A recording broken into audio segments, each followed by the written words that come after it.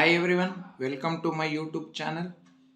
Those who are not subscribed my channel, please subscribe it. Those who are already subscribed, please watch my videos, share my videos and like my videos. And don't forget to press the bell icon to get the notification for the next video. So already we have studied how to draw the ray diagram for concave and convex mirror. Now let us know how to draw the ray diagram for convex lens. Compulsory ಒಂದು ಕ್ವಶನ್ನ ಎಕ್ಸಾಮ್ನಲ್ಲಿ guarantee ಕೇಳಿರ್ತಾನೆ. One question is definitely asked in the examination to draw the ray diagram either for mirror or for lens, guarantee. So ನಾನು already ಮಿರರ್ಗೆ ಹೇಗೆ ನಾವು ರೇ ಡಯಾಗ್ರಾಮ್ನ so ನಂಬರ್ಸ್ಗಳನ್ನು ಇಟ್ಕೊಂಡು 1 2 3 4 5 5 4 3 2 1 ಈ ಥರ ಹೇಗೆ ನಾನು ಮಿರರ್ಗೆ ಮಾಡಿದ್ನೋ ಸೇಮ್ ಅದನ್ನೇ ಇಲ್ಲೂ ಅಪ್ಲೈ ಮಾಡ್ತಾ ಇದ್ದೀನಿ. ಯಾವುದಕ್ಕೆ? ಕಾನ್ವೆಕ್ಸ್ ಲೆನ್ಸ್ಗೆ. ಸೊ ಈಗ ನೋಡಿ, ಇದು ಒಂದು ಕಾನ್ವೆಕ್ಸ್ ಲೆನ್ಸು ಇದಿದೆಯಲ್ಲ, ಇದು ಮೊದಲನೇ ಪೊಸಿಷನ್ ಅಂತೀನಿ. ಇವೆರಡರ ನಡುವೆ ಇದೆಯಲ್ಲ, ಇದು second position. 2F1 third position, beyond 2F1 fourth position, at infinity ಇದೆಯಲ್ಲ, ಇದು ಫಿಫ್ತ್ ಪೊಸಿಷನ್. ಸೊ ಹೀಗೆ ನಾನು ಆಬ್ಜೆಕ್ಟನ್ನು ಈ ಕಡೆ ಇಡ್ತಾ ಹೋಗ್ತೀನಿ. ಇದಕ್ಕೆ ನಾನು ಕಾಂಟ್ರಾಸ್ಟ್ ಆಗಿ ಸೊ ಇಮೇಜ್ಗಳನ್ನು ಈ ಕಡೆ ಇಡ್ತಾ ಹೋಗ್ತೀನಿ. ನೋಡಿ, ನಾನು ಮೊದಲು 5 ಕೇಸ್ ತೊಗೊಂಡಿದ್ದೀನಿ ಅಂದರೆ ಮೊದಲ 5 ಕೇಸ್ನಲ್ಲೂ ಕೂಡ image is real and inverted. So ಇದು ಇನ್ನು ಎಕ್ಸೆಪ್ಷನಲ್ ಕೇಸ್ ಇದೆಯಲ್ಲ, ಯಾವುದು 6ನೇ case, that is where the image formed is virtual. ಅದನ್ನು ನಂತರ ನೋಡೋಣ. ಫಸ್ಟು ನಾವು ರಿಯಲ್ ಇಮೇಜ್ ಹೇಗೆ ಉಂಟಾಗುತ್ತೆ ಅಂತ ನೋಡ್ತಾ ಹೋಗೋಣ. ನೋಡಿ, ಆಬ್ಜೆಕ್ಟನ್ನು ನಿಮ್ಮ ಲೆಫ್ಟ್ ಹ್ಯಾಂಡಲ್ಲಿ ಇಟ್ಕೊಂಡ್ರೆ ಇಮೇಜನ್ನು ನಿಮ್ಮ ರೈಟ್ ಹ್ಯಾಂಡಲ್ಲಿ ಇಡ್ತಾ ಹೋಗಬೇಕು. ಹಾಗಾದರೆ ಇಮೇಜ್ ರೈಟ್ ಹ್ಯಾಂಡಲ್ಲಿ ಫಾರ್ಮೇಷನ್ ಆಗ್ತಾ ಹೋಗುತ್ತೆ.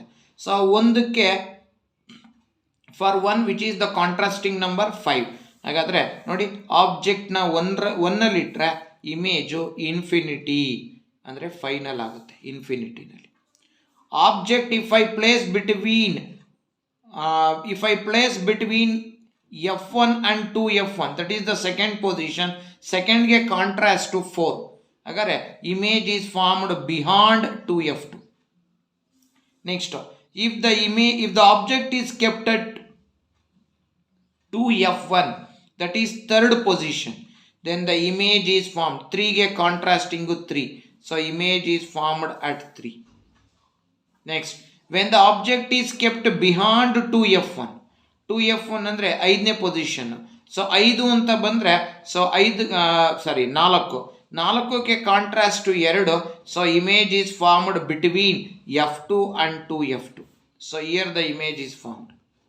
Next, if the object is kept at infinity 5ಕ್ಕೆ contrast 1, the image is formed at F2. ನೋಡಿ, ಈ ಥರ ಈಸಿಯಾಗಿ ನಿಮಗೆ ಕ್ವಶನ್ ನೋಡ್ತಿದ್ದಂಗೆ ಆಬ್ಜೆಕ್ಟ್ ಇಲ್ಲಿದೆ ಅಂದರೆ ಇಮೇಜ್ ಇಲ್ಲೇ ಇದೆ ಅಂತ ಹೇಳ್ಬೋದು. ಇದಿಷ್ಟು ಜ್ಞಾಪಕ ಇಟ್ಕೊಂಡ್ರೆ ನೋಡಿ, object 1 image 5 infinity. Object between F1 and 2F1, so 2ಗೆ contrast 4, the image will be formed beyond 2F2. So 3, object is kept at 2F1, the image is also formed at 2F2. Next, object is kept behind 2F1, that is at 4 ಗೆ contrast 2, therefore the image is formed between F2 and 2F2. if the object is formed at infinity, the image is formed at F2. ಏಕೆಂದರೆ so 5ಕ್ಕೆ contrast 1 ಅಂದರೆ F2, the image is formed at F2. So ಈಗ ನಾವು ಈ ಏನು ನಾವು ಬರೆದಿದ್ದೀವೋ ಇದನ್ನೇ ಆಧಾರವಾಗಿ ಇಟ್ಕೊಂಡು ನಾವೀಗ ಇದನ್ನು let us write the ray diagram. ಈಗ ನಾನು ಆಬ್ಜೆಕ್ಟ್ನ ಇಲ್ಲಿಡ್ತೀನಿ. When object is kept at F1 ಅಂದರೆ the object is placed at principal focus F1. ಇಲ್ಲಿಟ್ಟಿದ್ದೀನಿ object. This is AB. The light ray which is parallel to principal axis after refraction it passes through principal focus F2. So F2 ಮೂಲಕ light ray pass ಆಗ್ತಾ ಇದೆ. ಒಂದು. ಎರಡನೇದು, the light ray which passes through optic centre will not get deviate anywhere, so it moves in a straight line. Therefore when the light ray which passes through optic center, it moves in a straight line, therefore the image is formed at infinity. So image ಎಲ್ಲಿ formation ಆಯಿತು? Infinity. ಇದು ಮೊದಲನೇ position, ಇದು 5ನೇ position. Image is formed at infinity. So ಈಗ ನಾವು ಬರೋಣ, what is the position of the image. So ಮೊದಲನೇದಕ್ಕೆ ಪೊಸಿಷನ್ ಇಡೋದಾದರೆ, image is formed. Where the image is formed? Image is formed at infinity. First one. What is the nature of the image? So ಈ ಕಡೆ ಬಂದಿರೋದ್ರಿಂದ, so image is real. If it is real, it is inverted. Next, size of the image.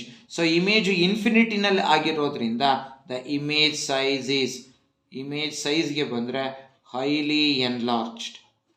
Size of the image is highly enlarged. So this is about what we call it as the object when it is kept at f1. Object F1 ನಲ್ಲಿ ಇದ್ದರೆ image ಇನ್ಫಿನಿಟಿನಲ್ಲಿ ಆಗುತ್ತೆ. ಅಲ್ಲಿಗೆ ಮೊದಲನೇ position ನೋಡಾಯಿತು. ಈಗ ಎರಡನೇ ಪೊಸಿಷನಿಗೆ ಬರ್ತೀವಿ. That second position is object is kept between F1 and 2F1. ಎರಡನೇ position image should be formed beyond 2F2. So ಇದನ್ನು ಎರಡನೇ ಕೇಸನ್ನು ನಾವೀಗ ಸ್ಟಡಿ ಮಾಡೋಣ. Now let us study about the second case, that is when the object is placed between 2F1 and F1.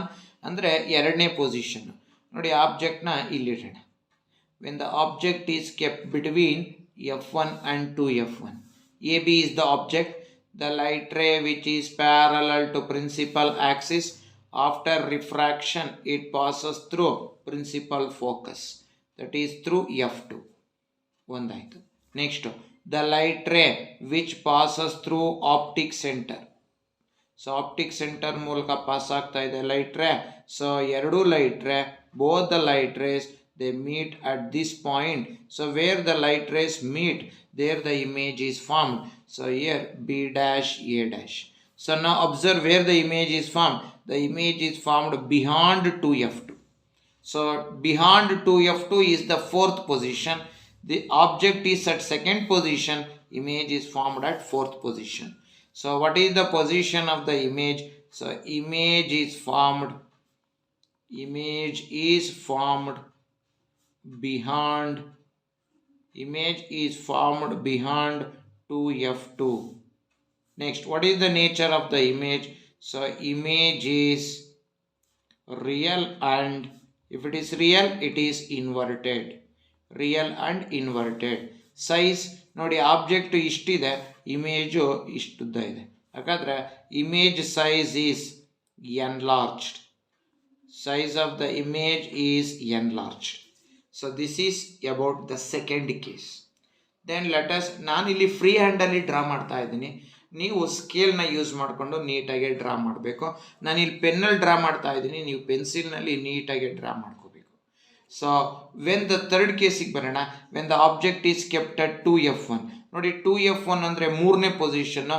Object 3ರಲ್ಲಿದ್ದರೆ image ಕೂಡ 3ರಲ್ಲೇ ಇರಬೇಕು. So object 2F1ನಲ್ಲಿದ್ದರೆ image 2F2ನಲ್ಲಿ formation ಆಗಬೇಕು. So let us keep the object at 2F1. So AB is the object. The light ray which is parallel to principal axis, after refraction it passes through principal focus. Next, the light ray which passes through optic center.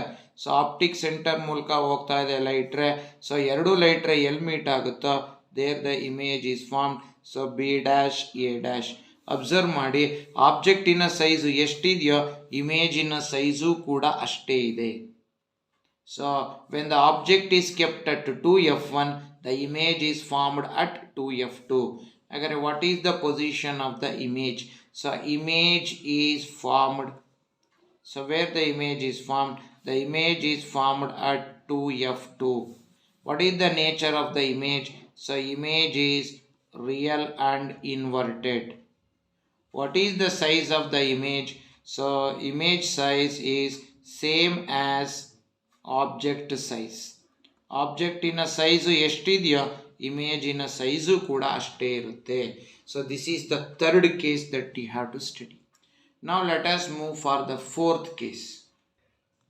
So the fourth case is when the object is kept behind 2f1. So 2f1 na ಹಿಂಭಾಗ ಅಂದ್ರೆ fourth position. Fourth ಗೆ contrast to 2. ಹಾಗಾದ್ರೆ image should formed between f2 and 2f2. 4 ಗೆ contrast to 2 ಆಗಿರೋದ್ರಿಂದ so now let us draw the ray diagram. ಎಲ್ಲಿಡ್ತಾ ಇದೀನಿ object ನ? Object is kept behind 2f1. The light ray which is parallel to principal axis, after refraction it passes through principal focus. ಒಂದು. ಎರಡನೇದು the light ray which passes through optic center ಮೂಲಕ light ray pass ಆಗ್ತಾ ಇದೆ. The light ray which passes through optic center, so where the two light rays meet, there the image is formed. So image is formed between f2 and 2f2. So image ಎಲ್ಲಿ ಉಂಟಾಯ್ತಪ್ಪ ಅಂದ್ರೆ between f2 and 2f2. So ಹಾಗಾದ್ರೆ object 4, image 2. ಹಾಗಾದ್ರೆ what is the position of the image? Image is formed between f2, this is b dash and this is a dash, between f2 and 2f2. Then what is the nature of the image? So image is real and inverted. What is the size of the image? Observe ಮಾಡಿ, object ಇಷ್ಟಿದ್ರೆ image ಚಿಕ್ಕದಾಗಿದೆ. The size of the image is diminished. So this is how to draw the ray diagram for the fourth position, that is when the object is kept behind 2f1.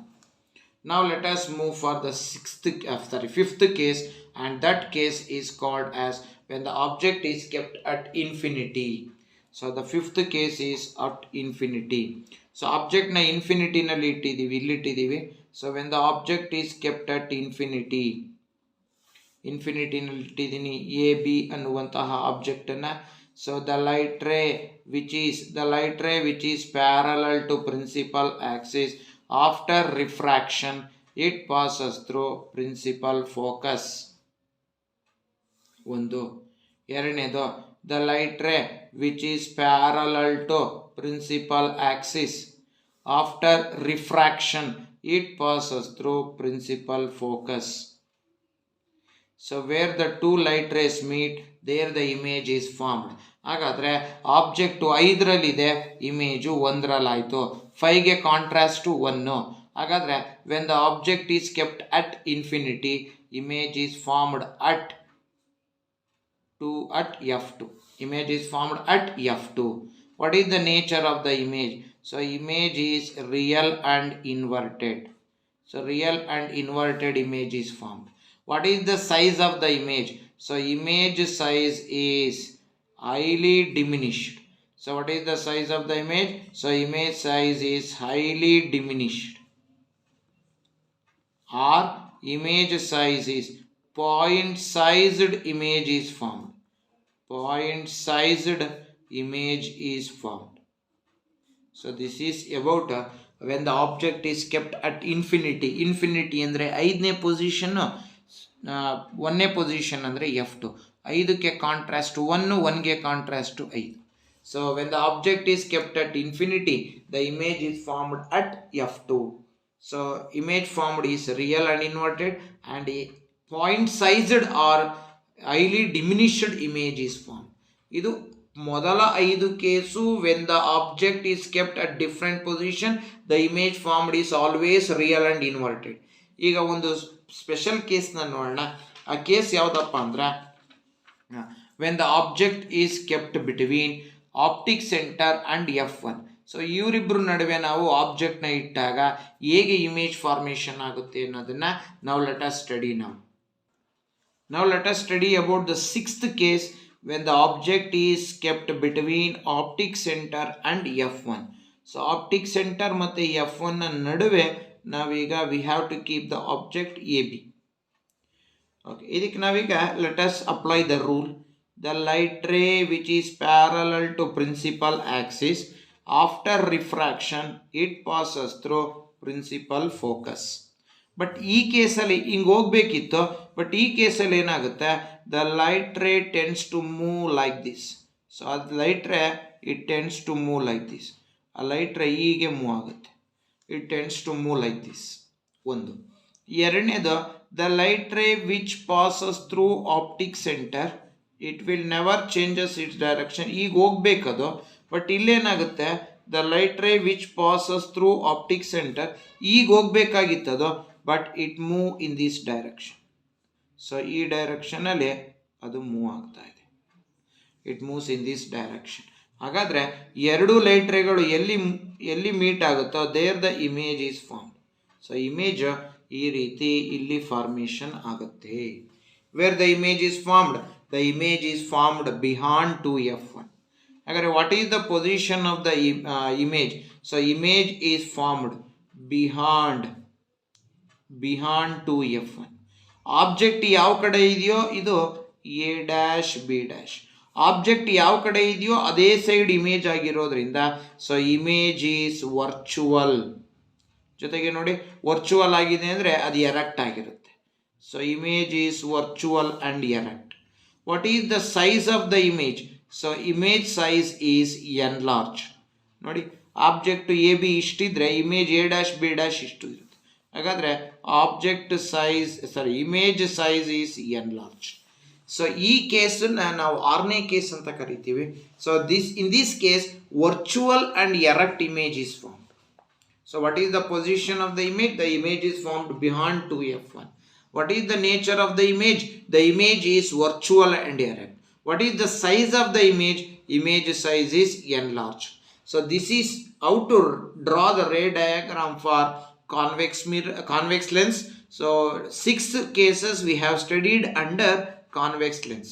So ಅಲ್ಲಿಗೆ convex ಲೆನ್ಸಿನ ray diagram ಮುಗೀತು. In the next video let us study about how to draw the ray diagram for concave lens. So thank you for watching my YouTube channel. Please watch my YouTube channel and please encourage my videos. Thank you very much.